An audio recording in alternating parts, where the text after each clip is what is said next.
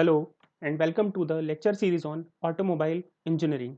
Today we'll discuss various types of brakes that are conventional and that are used in many cars and automobiles. So this include the electric vehicle, power brakes, vacuum brakes and exhaust brakes. To start with, we'll see the principle of operation of electric brakes. These are in fact not much popular but may be used in some vehicles and are used because they are simplified in construction. The lag time is very less and their connections are very simple, so they may be used. Okay, so in this case of brakes, we utilize certain means like battery or some electric current to energize a electromagnetic system that is fitted within the drum. So that system actuates the mechanism to expand the shoes. Okay, so principally the operation is similar to the hydraulic brakes. Okay, especially the internally expanding brakes. So it works in on the same principle. Okay, but it is being actuated by means of some electric supply or battery. Next, we'll start with the power brakes. Basically, these brakes are the brakes wherein the power of the engine and the battery may be used to enhance the braking effort. Okay, why they are called as power, or we may call it as servo braking system. So in servo braking, any mechanism that adds to the driver's effort in applying the brakes. Okay, that aids the driver. So driver has to apply less effort, but the system will apply the remaining effort that is required to apply the brakes. Okay, so these may be classified as vacuum brakes, air brakes, or hydraulic booster, electro hydraulic booster, and so on. Okay. So in case of power brakes that is vacuum assisted, we simply use the vacuum that is generated inside the inlet manifold to operate a diaphragm. So from this sketch we can see that this is the vacuum booster unit, and the vacuum hose is connected to the inlet manifold where vacuum is created. That vacuum is being utilized to actuate this particular vacuum booster. So what was the principle? Because these boosters or these systems are assisting the driver to apply the brake force. Okay, so this system we have already studied. This is a tandem master cylinder connecting two units of brake linings having two pistons. Okay, primary piston and secondary piston. So these are being sent to various lines like front braking system. This is sent to rear braking system, and these are basically connected by the pedal. So in between the pedal that is being pressed by the driver and the tandem master cylinder, we have a unit known as vacuum booster. That vacuum booster basically aids the driver to apply the force required for braking. Okay, so when the driver pushes this pedal to apply the brake, this pressing action or the force will be assisted by the vacuum that is being created. So we'll see this principle using this block diagram. Okay, in this we can see that this is vacuum assisted servo braking system. Okay, and firstly know the components. So starting from this unit, this is the brake pedal. So this is being pressed by the driver. From brake pedal it goes to master cylinder. This is brake fluid, brake linings. Okay, and this is control unit. So up to this point the brake fluid is filled.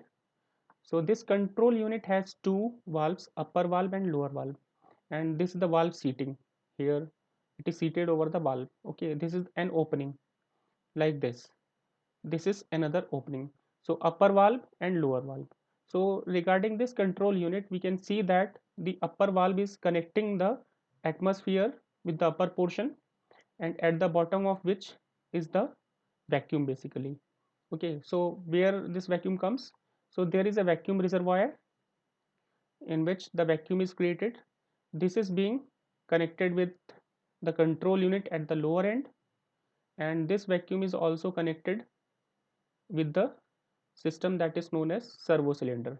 Okay, so this servo cylinder has a spring loaded piston. The servo cylinder's rod, push rod, is attached to the brake to be applied. Okay, and at the other end, inside this servo cylinder, at the other end we have a connection with the control unit. Okay, so now see the condition. So from the inlet manifold, this vacuum is being created inside the vacuum chamber, and in the condition when the brakes are not applied by the driver, so what will happen? So the vacuum will be acting over right side of the servo cylinder as well as the left side of the servo cylinder, because this opening is open as the valve is seated to its position. So this will be open and this valve is closed. So there is no connection between the atmosphere and the lower portion, like this portion. Okay, there is no connection between the atmosphere and the lower portion. So this makes a difference that in the lower portion we have vacuum, right? Here we have vacuum because this valve is at its lower position. So the vacuum acting over here and up to this point is filled with the vacuum, is created with the vacuum. Okay, and at the same time the other end of the servo cylinder piston is also at the same vacuum level. So the pressure applied over this piston on this side and this side will be equal. So there is no motion of the brake pedal. Okay, or the brake system pedal is here. So there is equal force on both the sides. There is no motion of the servo cylinder or the piston. Okay, so now imagine the condition when the driver pushes the pedal. So this action is being transmitted through master cylinder to the brake fluid. This brake fluid will be, as it is incompressible, will cause this plunger to move up. So upward motion of the plunger will squeeze the spring, okay, against this force, and due to this upward motion, this portion or lower valve will be closed of the control unit. Okay, so lower valve of the control unit will be closed due to the pressing action of the brake pedal. So what will happen? So during this motion, this is being also transmitted to the upper valve. This valve will be lifted up against the spring force. So this atmospheric pressure will be acting on this side. So lower one is closed. So on the upper side, atmospheric pressure will be acted. So that will be applied over this portion. And on the other side, we can see here the vacuum was acting. Okay, on this side of the servo cylinder, vacuum was created. So what will happen? So on left side of the plunger or piston, there is high pressure, that is atmospheric pressure. On the right side of the plunger we have vacuum. So this pressure differential will cause this piston to move rightward against the spring force, and this motion is being transmitted to the mechanism to operate the brakes. So in this way we can say that the vacuum is assisting the brake application. Okay, so it is assisting the driver to apply the brakes. He has to apply less effort over here over the pedal, so that will be boosted by using this vacuum system, which aids the driver to apply less force over the brakes to apply it. Okay, so this was the entire system. So to summarize with, we can see that how where it is located in the entire uh, mechanism of brakes. So this is the foot pedal, this is our master vac or power brake system, master cylinder. This is vacuum booster, about which we have discussed just before that. Okay, we have proportioning valve because we know that the application of brakes may be different in both the like front wheel and rear wheel, as we have discussed in previous lectures regarding transfer of weight while applying the brakes. So the weight will be transferred from rear to the front side, due to which the front brakes must be more effective. So this purpose is being solved by using a pressure differential switch that creates a high pressure over the front brakes as compared to the rear brakes. Okay, so this is entire assembly of the vacuum assisted power brake system. So we can see how it is fitted and where it is located. Now to summarize, we have seen that what happened in case of vacuum servo brake system. The suction from the engine manifold is used for braking because that is a vacuum system. Okay, that I have told you. So vacuum reservoir that we have seen in that block diagram is basically connected through a non-return valve to inlet manifold between carburetor and engine. So from where the vacuum is collected, from the carburetor and engine inlet manifold. Okay, so as we have seen that the vacuum reservoirs are also connected to servo cylinder on both sides of the piston, left side and right side, that we have seen here. Okay, I am summarizing again for proper understanding. So this is servo cylinder, so it is connected on left as well as right side. So vacuum is connected over left and right side. Okay, and this is non-return valve that is connected to the manifold. So vacuum is acted upon this part as well as this part when there is no pedal pressing. So control unit has a piston to which two valves are attached, that we have seen. Okay, that is the control unit that we have seen. So this has two these intermediate stops we have seen, which are spring loaded. Okay, the upper valve controls the connection between the atmosphere and the left side of the piston in servo cylinder, that we have seen. Lower valve controls the connection between vacuum reservoir and left side of the servo cylinder piston. So piston in control unit itself is actuated by brake pedal through master cylinder. Okay, that we have seen. Piston in control unit is being actuated by brake pedal through master cylinder. So this one, this is being controlled by the brake pedal. Okay, and this entire system is being controlled by the motion of the brake pedal. So we'll see here, when brake pedal is not pressed, the condition which is shown in that figure. So upper valve uh, is closed and lower valve is open in case of the control unit. Okay, so upper valve is closed due to the spring action and lower valve is closed due to its construction. Okay, and that is also spring loaded, that we have seen. So under this condition, the servo cylinder's piston is connected to the engine vacuum on both the sides. So that is what the equal pressure is applied over both sides, and that is vacuum pressure. So now imagine the condition when the brake pedal is pressed. So the pressure of the brake fluid pushes the piston to control unit up. Okay, that lifts the piston towards upward direction against the spring force. Okay, so due to this action, the lower valve gets closed and upper valve gets opened. So what happens there? As we can see, left side of the servo piston is exposed to atmospheric pressure, and on the other side, vacuum acts on the right side of the servo piston. Okay, so this causes a pressure differential that we have discussed. So this causes the servo piston to move to the right side. This movement is utilized to apply the brake in the wheels through some linkage, mechanical or hydraulic linkage. Okay, so we can say that the force to be exerted by the driver for applying the brake is only um subsequently reduced, or in fact significantly reduced, and practically the whole of the braking effort is supplied by the engine vacuum. So because the driver has to actuate only up to this level, so he has to press the fluid in the master cylinder, and remaining action is taken care by the vacuum that is generated inside the manifold. Okay, so this makes the braking easier. So that's what it is called as vacuum assisted power brake system.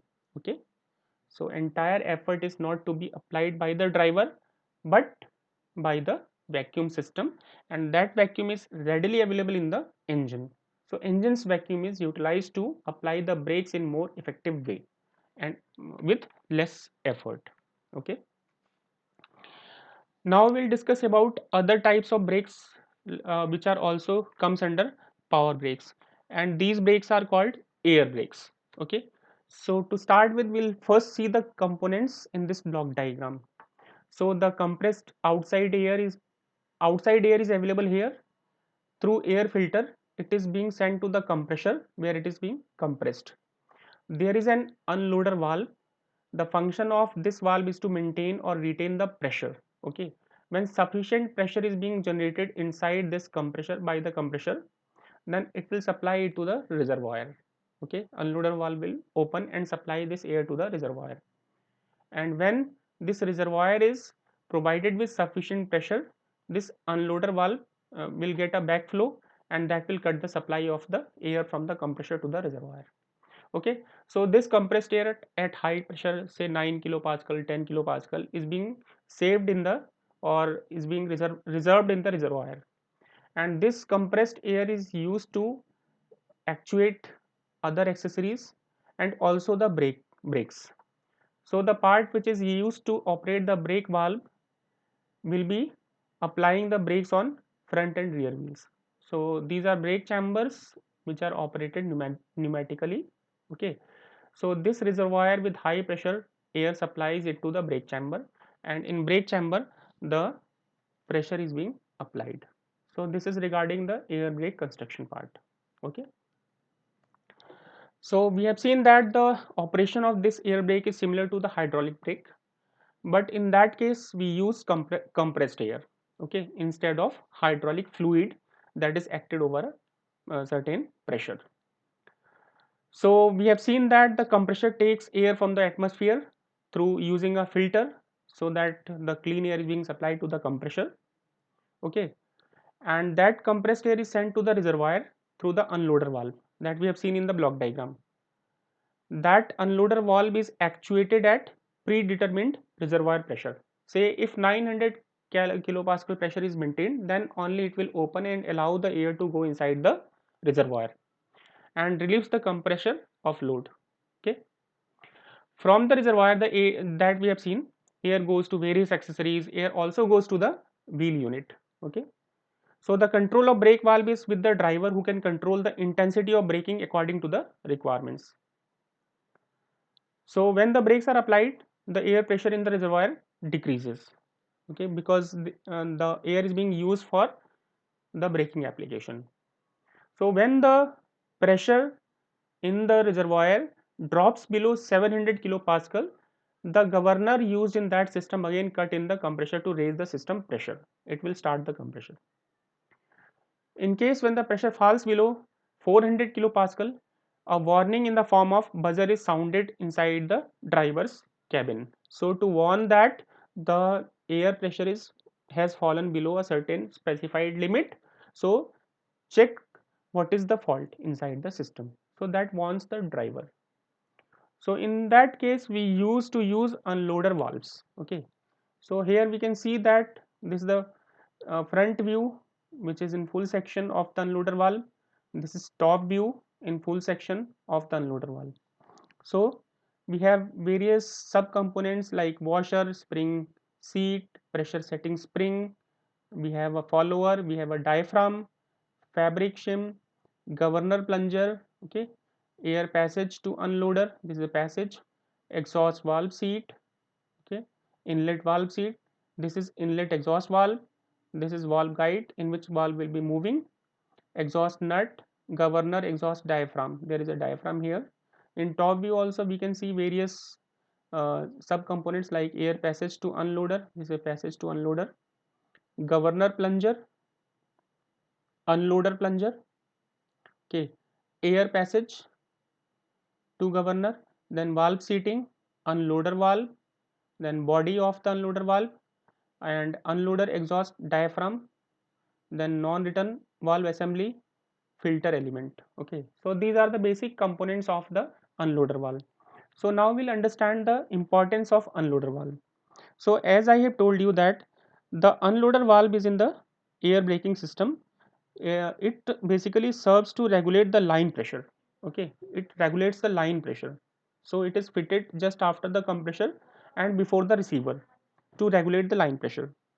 When the specified air pressure has been attained, what will happen? The unloader valve relieves the compressor.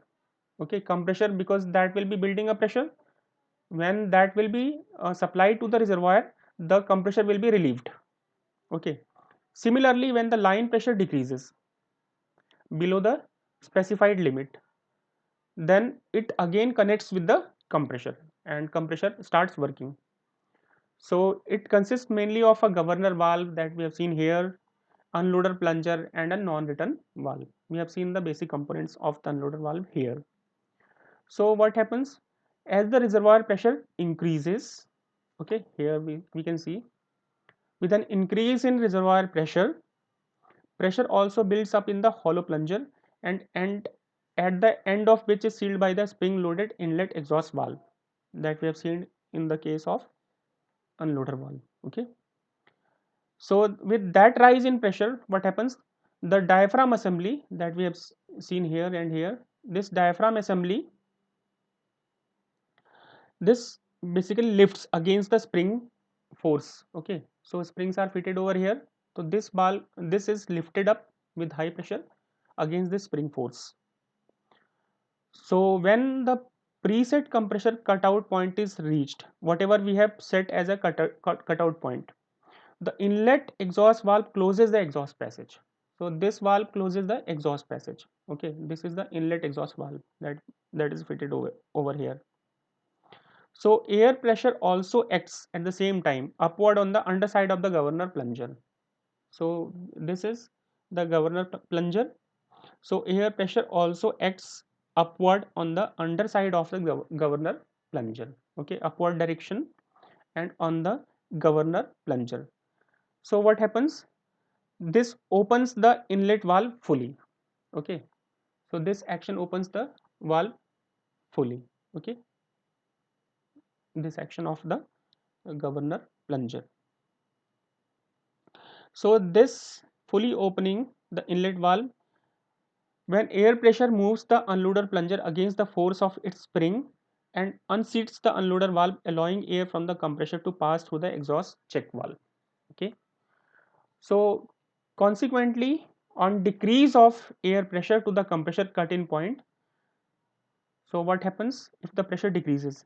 The force due to air pressure under the diaphragm and the plunger is decreased, and the diaphragm assembly is depressed where the plunger closes the inlet valve and escapes to atmosphere through exhaust check valve. So what happens, as soon as the exhaust valve is opened, the unloader valve is forced against its seat, thereby stopping the flow of air. In this way it operates. Basically the compression of air is then continued till the reservoir pressure again rises to the cutout point. So by this way it basically regulates the pressure of the reservoir. Okay, so we have seen that when the pressure exceeds the specified point limit, it opens it, it closes the supply to the reservoir, and when it drops below a certain limit, it opens the unloader valve and this supply line so as to provide the compressed air to the reservoir. Okay, so now talking about the brake valve.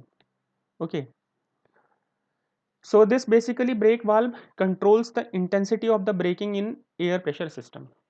So now we'll see the various components. So air from the reservoir comes to this part. The inlet valve is there. Okay, to stop light watch. So as we know that the brakes are also connected with the indicators and they are basically the lights, and this is exhaust valve. So this is inlet valve, this is exhaust valve. This is sort of brake valve of air brakes. Air to brake chambers, from this part the air goes to the brake chamber. Okay, when it is opened, so when it will be opened we'll see, because we can see here some springs are there, so it is spring loaded.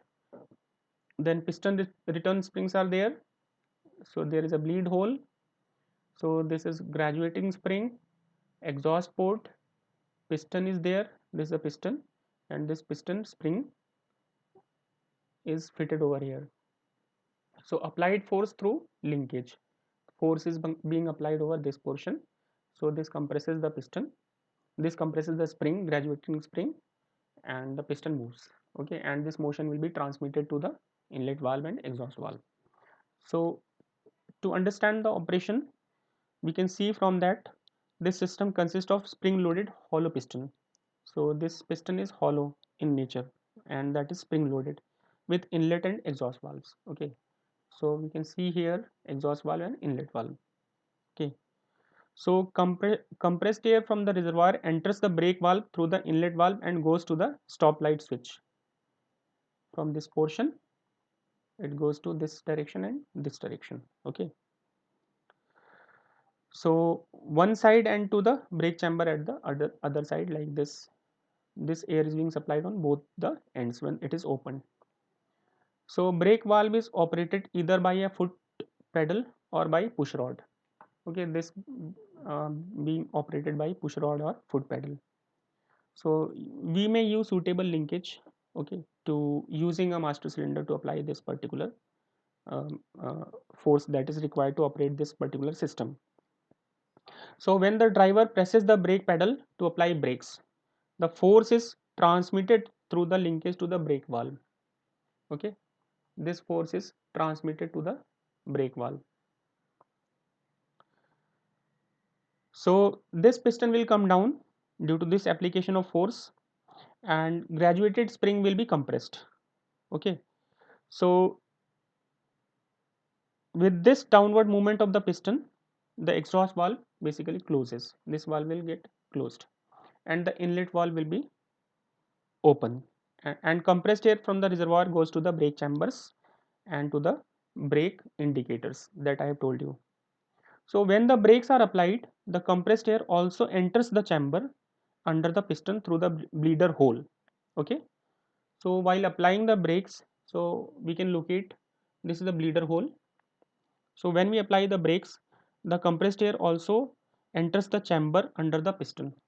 So here also it enters. Okay, so using this bleeder hole, the air pressure thus acts on the bottom side of the piston and balances the mechanical force applied on the piston by the driver.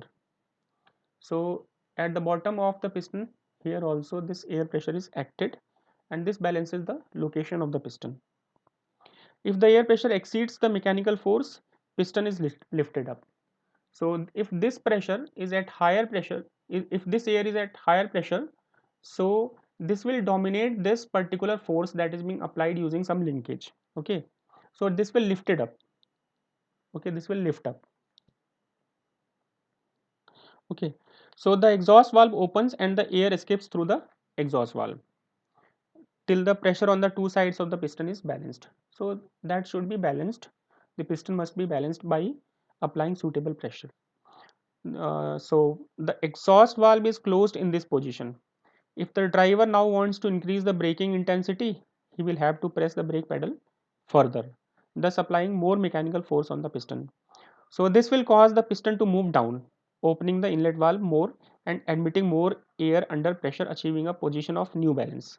Okay, so if we want to apply more effectively the braking system, so the driver has to apply more force so that this will be compressed and this will push the this valve to move down. So this will open the inlet valve to admit the air on, and opposite to that, if the driver wants to decrease the braking effort or intensity, then he has to reduce the force on the brake pedal, so he will reduce the force over here. Okay, and consequently on the brake valve piston. So this reduction in force here will reduce the force over the piston. So due to this reduction, this will move slightly up, so thus opening the exhaust valve through the through which the air escapes the escapes via the exhaust port. Okay, till a balance of force is again established to the piston. So this is regarding the operation of the brake valve. Okay, so when the brake pedal is released, there is no more mechanical force on the piston. The air pressure from the below lifts the piston up, thus opening the exhaust valve and shutting off the inlet valve. Thus the entire pressure is released through the exhaust valve and the exhaust port. Further, because the inlet valve is now completely shut, the air connection between the reservoir and the brake chamber is no more there. So due to this, the brakes at the wheels are released. Okay, so brakes will now not be applied. So this is regarding the working of the air brake system. I hope it is now clear how it works basically. Okay, so these two valves play an important role in air brake operation. Okay, so here I have summarized whatever we have discussed.